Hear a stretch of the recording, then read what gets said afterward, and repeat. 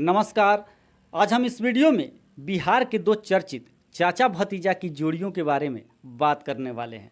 जी हाँ दोस्तों, ऐसा माना जा रहा है कि आने वाले 2024 के लोकसभा चुनाव में और 2025 के बिहार विधानसभा चुनाव में ये जो चाचा भतीजा की जोड़ियां हैं महत्वपूर्ण भूमिका निभाने वाली हैं।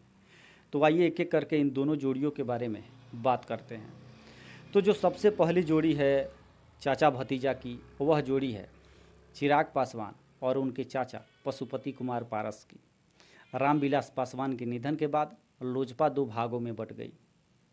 राष्ट्रीय लोक जनशक्ति पार्टी, जिसके अध्यक्ष पशुपति कुमार पारस बने, जबकि लोक जनशक्ति पार्टी रामविलास, जिसके अध्यक्ष चिराग पासवान हैं। आजकल दोनों एनडीए के एक अंग हैं, लेकिन ऐसा माना जा रहा है कि दोनों के बीच अभी भी तल्खी जारी है, यानी चाचा और भतीजा के बीच तनाव की स्थिति अब भी कायम है। दोनों दल एक होने का नाम नहीं ले रहे हैं। खासकर हाजीपुर सीट को लेकर दोनों में तनाव की स्थिति बनी हुई है। पशुपति कुमार पारस का कहना है कि हाजीपुर सीट का असली दावेदार मैं हूं। हाजीपुर सीट किसी भी कीमत पर मैं छोड़ने वाला नहीं हूं।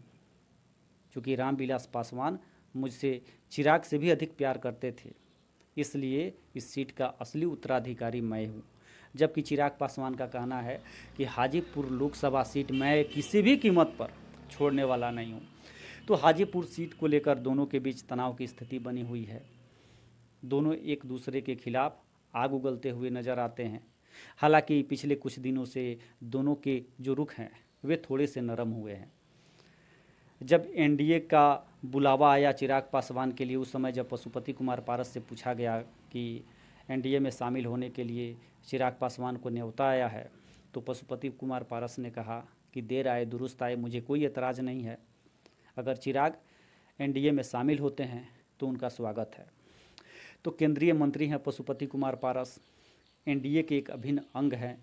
जहाँ तक चिराग पासवान का सवाल है, तो बिहार की राजनीति के लिए चिराग पासवान काफ़ी अहम माने जा रहे हैं। एनडीए को भी चिराग पासवान पर काफ़ी भरोसा है। संसद में अविश्वास प्रस्ताव के खिलाफ जब चिराग पासवान बोल रहे थे, तो अमित शाह चिराग पासवान के भाषण को लेकर काफ़ी खुश दिखे।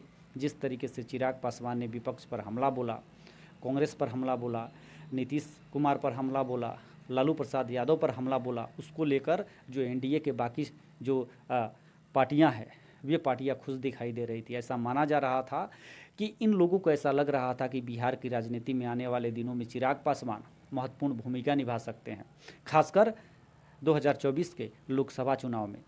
तो युवा नेता हैं चिराग पासवान, शिक्षित नेता हैं चिराग पासवान, उनके काफ़ी फॉलोअर्स हैं बिहार में। ऐसा माना जा रहा है कि तेजस्वी यादव के बाद अगर बिहार में किसी नेता के फॉलोअर्स हैं तो वो हैं चिराग पासवान।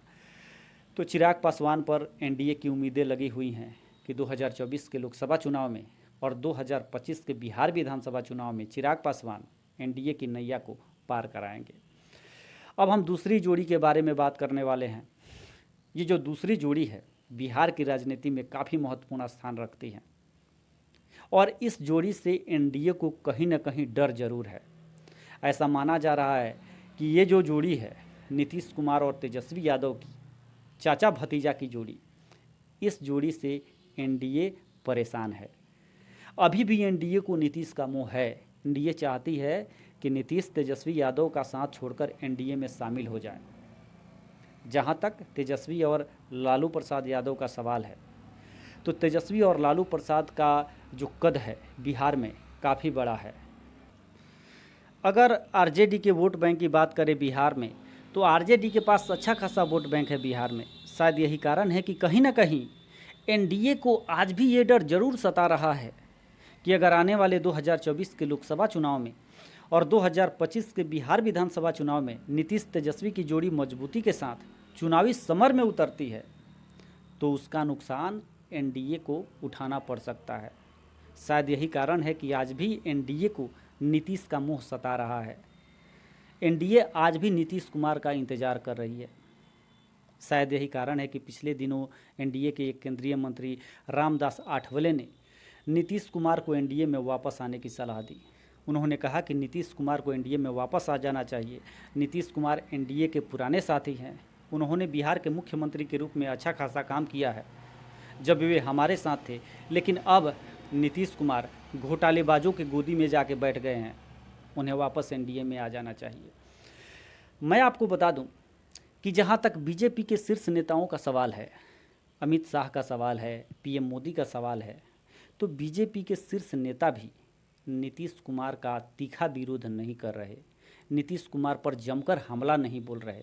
उन्हें भी कहीं ना कहीं यह लग रहा है कि नीतीश कुमार अगर एनडीए में आ जाते हैं तो एनडीए और मजबूत हो सकती है, खासकर बिहार की दृष्टि से। बिहार में जो लोकसभा चुनाव है और बिहार विधानसभा चुनाव है, इसमें नीतीश कुमार की जो भूमिका है महत्वपूर्ण होने वाली है। अगर नीतीश कुमार एनडीए को छोड़कर महागठबंधन में चले गए हैं तो निश्चित रूप से महागठबंधन कड़ी टक्कर देने वाला है बिहार में एनडीए को। तो कहीं ना कहीं एनडीए को अभी भी नीतीश कुमार का मोह सता रहा है।